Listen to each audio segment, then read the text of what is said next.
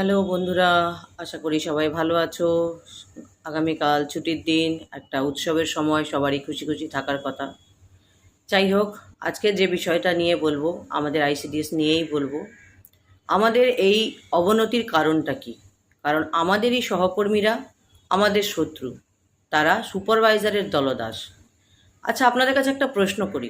একজন অঙ্গনওয়াড়ি দিদি, সে কি তার সহকর্মীকে বলতে পারে যে তোকে সুপারভাইজার বলেছে এই সময় সেন্টারে উপস্থিত থাকতে, কিন্তু তুই সেন্টারে এখনো এসে পৌঁছাসনি কেন? এটা কি একজন সহকর্মী তার বন্ধুকে বলতে পারে, সহকর্মীকে? নাকি সে সুপারভাইজারের দলদাস? এই সমস্ত কাণ্ড কারখানার জন্যই কিন্তু আজ আমাদের এই অবনতি। তা সেই সুপারভাইজার দিদি কি সেই সহকর্মী দিদিকে, আইসিডিএস অঙ্গনওয়াড়ি দিদিকে কি তার মাইনে থেকে কিছুটা টাকা দিয়ে দেবে? সুপারভাইজারের অন্যায় যদি কোনো কর্মী তাতে সহযোগিতা করে, তাতে কিন্তু আমাদের সমগ্র আইসিডিএস ওয়ার্কারের অবনতির কারণ। এটাই হলো মূল কারণ আমাদের, যে যার জন্য আজ আমাদের উন্নয়ন নেই। আমরা সিডিপিও সুপারভাইজারের তাবেদারি করি। যারা সরকারি কর্মচারী, যারা সরকারকে নিয়ে মাথা ব্যথা করে, যারা মাস গেলে অনেকটা টাকা টাকা পায়, আমরা কিন্তু সাম্মানিক পাই। আমরা আমাদের সহকর্মীদের পাশে থাকি না। একজন সহকর্মীর সঙ্গে অন্যায় হচ্ছে জেনেও আমি সুপারভাইজারের সাথ দিচ্ছি। তাহলে একটা কথায় আছে না, যে গোবর ঘুটে পড়ে আর গোবর হাসে। তাই এটা ভাববেন না যে আপনার সাথে আজ আপনার এই সুপারভাইজারের খুব খাতির আছে বলে আপনার কিছু হবে না।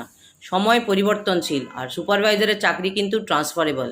তাই কর্মী দিদিদের কাছে আবেদন, আপনারা ঐক্যবদ্ধ হন। যেখানে যেখানে এইরকম ধরনের সুপারভাইজাররা তার কর্মীদেরকে ব্যবহার করে আরেক কর্মীদের উপরে অত্যাচার করছে, মানসিকভাবে আপনারা ঐক্যবদ্ধ হন।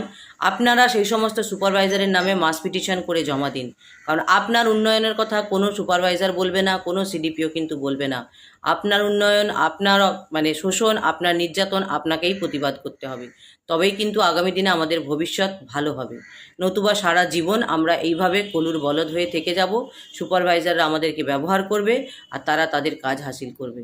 তাই সুপারভাইজারের তাবেদারি নয়, নিজের সহকর্মীর পাশে দাঁড়ান, তার সঙ্গে সহমর্মিতা হন, তার পাশে দাঁড়িয়ে তার মনোবল বৃদ্ধি করুন। সে যে প্রতিবাদ করছে সেই প্রতিবাদে সামিল হন। কারণ সে যে প্রতিবাদ করে যে ফল পায়, সেই ফলটা কিন্তু আগামী দিনে আপনার ক্ষেত্রেও প্রযোজ্য হবে। তাই সজাগ সচেতন হবেন, ঐক্যবদ্ধ হবেন এবং মানসিক বিকাশ করুন। আমি কিন্তু এই কথাটা প্রত্যেকবার বলি যে আমাদের মানসিক উন্নয়ন দরকার। এই মানসিকতার অবনতির কারণেই কিন্তু আজ আমাদের সার্বিক উন্নয়ন হচ্ছে না।